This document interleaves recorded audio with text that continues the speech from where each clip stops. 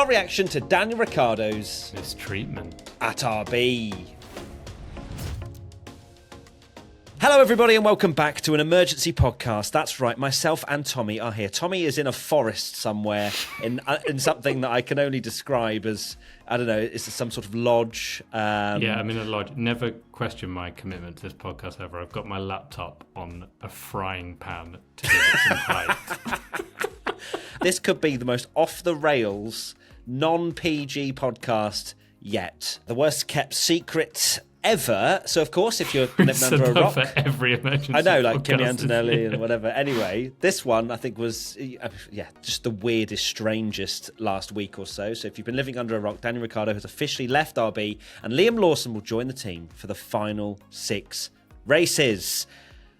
Before we get into some questions, I want to share... Should we just share some first thoughts, share some first emotions from this? Because I think sums it up quite beautifully for me. I can't believe that after all of this, after all of the fairy tale that this was supposed to be with Daniel Ricciardo going back to Red Bull, will he eventually get the main seat, all this sort of stuff, to now be in a situation where you just feel as though Daniel Ricciardo's not been treated fairly at all. Now, I'm not talking about whether he deserves his seat. Liam Lawson absolutely deserves a shot in Formula One. But I'm talking about the question marks that surrounded Singapore. Everybody knew. So why are we pretending like we don't know here?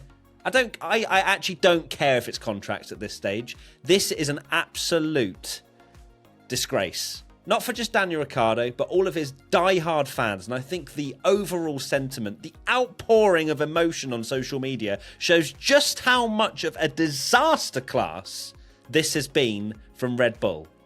Daniel Ricciardo, his 8 wins, very successful, very popular. He does deserve, everybody deserves to know when it was his final Grand Prix weekend. I am heartbroken. Daniel Ricciardo, we've spent loads of time with him. Your name is Tommy. His name is Daniel. We've spent a lot of time with Daniel. We know just how much of an amazing bloke he is. He's the most genuine, fun character.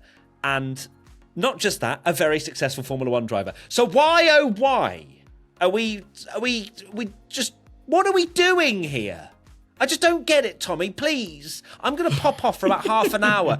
I'm angry. I'm angry because it doesn't feel like he's left. I feel like he's going to turn up in Austin on a horse, but he's not going to. And I'm sad about it. I couldn't agree more, and my position on it hasn't changed at all. I don't understand why this couldn't have been done before Singapore. It makes absolutely no sense that they couldn't have just announced it. We'll talk about his replacement and whether we think that's a good idea. I've already made my feelings known on that. But the guy deserves some respect for everything he's done in Formula One. And I know there's not a written rule in Formula One, but when you are a loved character of Formula One, you're a race winner, a multiple race winner, and have achieved so much and had so many memorable moments in the sport, you deserve a proper goodbye. Whether it's right or not, there's some drivers have left the sport and it's been like they've been maybe blindsided or it's left and things like that. But when you've got this kind of aura about you and you've had this amazing time in Formula One and you're a race winner and you've got an amazing fan base and you've done so much for the sport, you deserve a proper goodbye. And it's absolutely ridiculous. The whole statement, even now, as we've finally been announced, it's kind of pathetic how it's been announced where they're not, Formula One have done a graphic of departs RB. And then even the VCARB official statement just says, "Thank you, Daniel." They just had to say this before Singapore. We didn't need to have this ridiculous situation in Singapore where he's pretty much crying in the paddock and we don't know that he's officially gone yet. It's ridiculous. Let's get into the questions because I feel as though this short rant could turn into an hour podcast. P1 Patreon member Katie asks, how should have this been handled differently? Daniel deserves better than this given his stellar career. How this should have been handled was transparency. Now, Daniel was gone, in my eyes. That was my opinion. I think that Red Bull had made the decision. He was gone. Liam was coming into the car in Austin. How it should have been handled is, as we were just saying, the team owns it and says, we have made a very difficult decision to put Liam Lawson in the car for the next 6 races. And that's it. And people go, okay, fair enough, they've done it because Daniel hasn't performed maybe as Red Bull would have liked. And they're giving Liam a chance. And then everybody can process it and go, oh, okay, so this is going to be Daniel's last race. Now, I've seen some people go, oh, but they haven't announced he hasn't announced his retirement, Matt. He's 35 years old. Next year is a write-off, unless he's going to Sauber, which I absolutely do not think would happen, which means 2026, and you've got this whole host of youngsters coming in as well. Do we realistically think that Daniel Ricciardo is going to have almost a third return? No. No.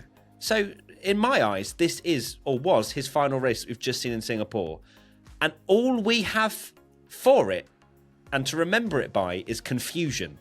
Is watching it all unfold in the paddock with the little guard of honour by his friends going, but is this his last race or not?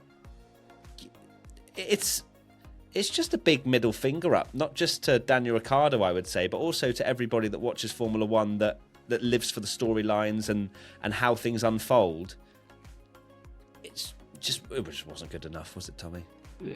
Like you say, he deserved that send-off, and it's ridiculous. That I don't understand why they couldn't have announced it before Singapore. You know, yes, they'd have had a lot of questions in the press conference, and they'd be like, "Why are you doing this?" But they need to own it. Like, they're a Formula One team, and it made it worse because you can't say that Daniel Ricciardo wasn't bombarded with questions about it. And if anything, it was more awkward because he couldn't say, "Yes, I've been dropped," or "Yes, I've been fired," or whatever. He had to basically kind of do this really flaky answers where he was kind of like, oh yeah, while all the media were going, thank you for everything you've done for Formula One, Daniel, and all this kind of stuff. Yet he was going, yeah, cool, yeah. You never know, though. Yeah, exactly. It's absolutely insane. One of the most bizarre unfolding of events I think I've ever seen. And yeah. There's obviously the argument as well. Oh, well, Nick de Vries didn't get this treatment. All this. I see people throwing it around. This is so different. The man has 257 race starts. He is one of, if not, well, let's not say but one of the most popular drivers on the grid. And you can just see by the amount of people that have been like, this is wrong, that he deserves so much better. Personalities the sport's ever seen. Yeah. And I know people Drive to Survive, think of that, and how massive that has got. And I think he played a very key part in showing a lighter, more fun side of Formula One. Right? It was about Netflix him. are a bunch of C-bombs as well and things like that. Yeah, it was the Danny Rick show, like Netflix, that first episode, the very first one that got, any screen time. It was all about Daniel Ricciardo and how many people that have come into the sport and just gone, oh, Formula One's really boring, it's just cars driving around in circles. And then they watched that episode of Daniel Ricciardo and went, oh, wow, this is quite cool, and are now hooked on the sport. He's a great ambassador for the sport. He's done so much for it. We'll get into his results and everything that happened, and regardless of whether you think it's not an issue of whether how well he's performing now. There's certain moments and certain drivers that have pedigree and have credit in the bank that deserve a proper send-off. Not saying he doesn't deserve to be dropped, and we'll get into that now, but he deserves a proper goodbye. Let's go to the next question because I'm gonna continue to pop off if I don't move on. Question from Patrick, I think that is going to be. Would you have given Daniel till the end of the season, then given him a proper send-off? Now, this is where I think people will maybe be more split with this, because this is where you get more into the emotion of it and wanting it to be a perfect send-off. And Formula One's not perfect. we know that harsh decisions can be made by teams. For me, if Red Bull have made that decision that Liam Lawson needs to be in that seat, and also he showed last year that Liam does deserve to be at least given a shot, would I have given him to the end of the season? Now, that's a completely different question. VCARB need points drastically. I'm not completely against them making the decision. It's the way in which they did it. We've seen many times Red Bull have made cutthroat decisions. Daniel's actual results hampered quite a bit, I would say, by VCARB's inability to actually make a race strategy that isn't just spin the wheel. But he hadn't done enough, I don't think, Daniel, to not only get to the main Red Bull seat, but to also argue that he deserves another year in the sport. So, for me, if everything else had been done tidily, I'm not against Daniel being dropped at this point, but in the right way. Completely agree. I saw a tweet that went kind of viral about, I think it's about Will Buxton and him talking, and someone had basically said that he was sort of saying that it was a good thing that Daniel Ricciardo is going to be dropped, and then that it's ridiculous that Will Buxton was then sort of being sad that Daniel Ricciardo left. And I think that's completely unfair, because the two can coexist together. You can think that Daniel Ricciardo has had his time in Formula One, and it's a good decision for Red Bull to make now, because they need to assess Liam Lawson against Tsunoda. But you can still be sad that he's going. Like, those two can exist together, and I am of that opinion myself personally. Daniel Ricciardo, even himself, I think, put it brilliantly, where he himself in the interviews could acknowledge, he was like, at the end of the day, I came back because the ultimate dream was to come to Red Bull. It wasn't to be in a midfield car and just stay out my career forever and just be one of those drivers that doesn't retire for ages and just sits in the midfield and just clogging up a seat, basically. And he himself has said this. So I personally think, this mistreatment aside, which is we've popped off enough about, I think it is the right time to assess Tsunoda and Lawson against each other, because there's a whole other there's other drivers that can do it, and you've also got you could argue that maybe it's those two going up for Perez's seat as well. So Tsunoda.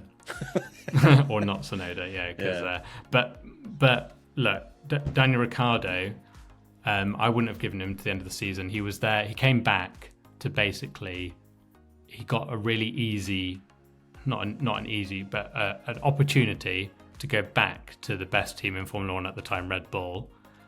And unfortunately, and it's sad because we'd have all loved to have seen him there, he didn't deliver, and he himself can admit that. He's got less points than Tsunoda, I think, almost half. And if he's not doing that, then surely it has to be Tsunoda is good enough for Red Bull, not he if he's not good enough to beat Tsunoda, then what's he doing there? That's the sad reality of Formula One. He himself could admit that. So it is time to give a new person a chance. Next question, L. Kramer 2001. Is this the end of Daniel Ricciardo in Formula One, or could he possibly move to Audi, Sauber, or even Red Bull in 25-26? Categorically, I think this is the end for Daniel Ricciardo. As much as I don't want it to be, I am sad that I'm sad that he's not going to be on the grid. Have we actually seen the happy, buzzy, smiley Daniel Ricciardo? Bits and bobs, for sure. But I don't think he's anywhere near the happy Daniel Ricciardo that we used to see when he was up fighting at the front and had a lot of confidence and, just was just pumping in podiums and victories. I don't think we've quite seen the same Danny Rick there. But for me, I think it's done, sadly. I do as well. I mean, my last point about Danny Rick himself saying that he doesn't want to there be in the midfield. He doesn't want to drive that green wheelie bin. And so why would he want to go there for a starter? He doesn't want to just be there for the sake of it. And it's quite clear that the ship at Red Bull has sailed. They're not. It would be. Red Bull have made some very strange decisions in their time, but to drop someone from the junior team to then promote them a year later to the team, the big team, when they've kind of alluded to the fact that he's not done the job, would be one of their strangest decisions yet. So I don't think that the Red Bull thing is happening. And we go back to the whole thing that you can coexist, you can be sad about it, but I don't think he deserves to be at Red Bull, and I think he himself has admitted that, because he had to beat Tsunoda. Like, all he had to do was beat Yuki Tsunoda, and he's got the seat, and he didn't. Next question, and it's kind of tied in with this. Brian_Sign. What happens if Lawson struggles in the next 6 races? I don't think anything changes in the Daniel Ricciardo scenario, sadly. I think that, I think Red Bull realistically don't think that Lawson is going to struggle. If you look at the evidence that we've already seen of him jumping into the car and performing pretty well, give him some more time. Is he going to be much worse than perhaps what Daniel Ricciardo was putting on the table? I don't think so. I think Lawson has shown potential. If he does struggle, if he bins it in the next 6 races continuously, that's a conversation to be had. But I still, in my gut of guts, when you especially look at the main Red Bull seats and go, well, they're committed to Perez and he's not exactly performed in the last few seasons. If Lawson struggles, are they going to give him more time? I would lean more on yes than no. If Lawson struggles, first point I'll make is I would be absolutely flabbergasted if he does struggle, because he's literally already kind of driven for the team and done a very, very good job. Very good job indeed. So I'd be amazed if he did. But it depends how much we're talking struggling. If he doesn't beat Tsunoda, but he's near or thereabouts, I think they'd probably give some more leniency. And I think you do have to give him more leniency. The reason Daniel Ricciardo, even if Lawson is the same as Daniel Ricciardo, I don't think it's fair to go, oh, well, Daniel Ricciardo should be in. Like, no, we go right back to the point that I've said 1,000 times, that he's not there to be in a midfield car. Like, it's about beating Tsunoda. But if Lawson did struggle again, Yuki Tsunoda is the GOAT, and I'm sure Christian Horner will still ignore the fact that he exists. For me, I see it as Lawson is an audition to not just smash Tsunoda, and if that happens, you're going straight to the main seat. That's how I see it. I believe that Perez, we don't think he's going to get kicked before the end of the season, but moving into the next seasons, this is Lawson's to absolutely win. Just to throw something into the mix there, obviously we could go on forever about this subject, but it's very interesting actually that you wonder how much the Verstappen situation now, and they're safeguarding in some ways, maybe. Yeah, like Verstappen was locked in at Red Bull forever, and they didn't need to promote these young drivers anymore because they had Verstappen. He was young, he was brilliant, he was winning. But it seems like that relationship is nowhere near as good, and there are a lot of rumours that he could leave, and you wouldn't put it past him leaving. And what's absolutely crazy is they've gone from a situation where they kind of didn't really need anyone to, if Verstappen left tomorrow, they've got Perez who's underperforming, they've fired Daniel Ricciardo, they've got Yuki Tsunoda who they don't seem to trust to promote, and they've got Liam Lawson who's not proved himself, and then you've got young junior drivers. Like, they're kind of screwed. They're kind of screwed, to be honest. They have to do this. Like, this whole situation has forced their hand. They need to assess Lawson and Tsunoda, and they need to get one of them into the Red Bull team ASAP because they need a predecessor for Verstappen. That's a really good point, actually. Yeah, the Verstappen situation has forced VCARB to be this junior team that maybe they didn't need, as you say. That's a fantastic point. Well, wow. Goodness gracious me. I thought this was going to be a 10-minute pop-off. We've gone 25 minutes and come up with about 27 different scenarios of what could happen. But that's just Formula One at the moment, isn't it, really, Tommy? What are your final thoughts, please, sir? Final thoughts are, I guess, from Red Bull's side. The cynic in me goes, well, they've treated him really badly, and we've got now a month until they have to face the press, so people will have the storm will have calmed down. Maybe there'll be. They put the news out when it was 2 storylines. a.m. in Australia, I think, as well. Very, very interesting. Oh, cheeky, Australia, very cheeky. when I'm sure they're probably waking up by now and seeing the news. And yes, sorry, I know there are quite a few Australian listeners out there. Not the nicest thing to wake up to, but I hope we've made our feelings clear, because my final thoughts are it was not the right way to do that. You kind of feel like it's just not, you just can't process it really, because such a big figure Daniel Ricciardo was in Formula One, and it leaves a sour taste, doesn't it, to not have that proper send-off for him, and for him to have a little donut or whatever it might have been. Agreed. These things really help Formula One fans, I think, and probably for him as well. It would be nice to celebrate in a good way. But anyway, not going to get into that again, because we've made our feelings very clear. So thank you. And I'll have one extra final thought, actually. Liam Lawson, I think you put it brilliantly on Twitter, actually, and I will echo the thing you said, because we've not really mentioned in the podcast, but do not take your anger out on the Red Bull situation on Liam Lawson. He absolutely deserves to be in Formula One. He was brilliant last year. He deserves the seat. And your annoyance at Daniel Ricciardo's situation, we're all annoyed by it and how he's been treated. But that shouldn't be, don't take it out on Lawson and basically have a go at him. And he's just basically getting the opportunity that he's deserved. And he absolutely deserves it. And I'm looking forward to seeing how he does. Absolutely. Well, there you go. Thank you for watching and listening. Sorry for it being a little bit late. We would have jumped on this pretty much straight away, but I was stuck in traffic and Tommy's on holiday. We will see you very soon. Sorry again that we've got another 3 weeks till anything's actually happening, but we'll keep you updated. And we're flying to America soon, so there's tickets available for that and all that good stuff. We'll see you very soon. Lots of love. I'm going to go have some food now and have a shower, because I smell so much of alcohol after it being sprayed in my eyeballs. So look forward to seeing whatever I'm talking about at some point. Bye, everybody. Lots of love, sweet dreams. Goodbye. Keep pushing in the gym. Keep eating your dinner. Daniel Ricciardo was treated unfairly. Do better, Red Bull. Goodbye.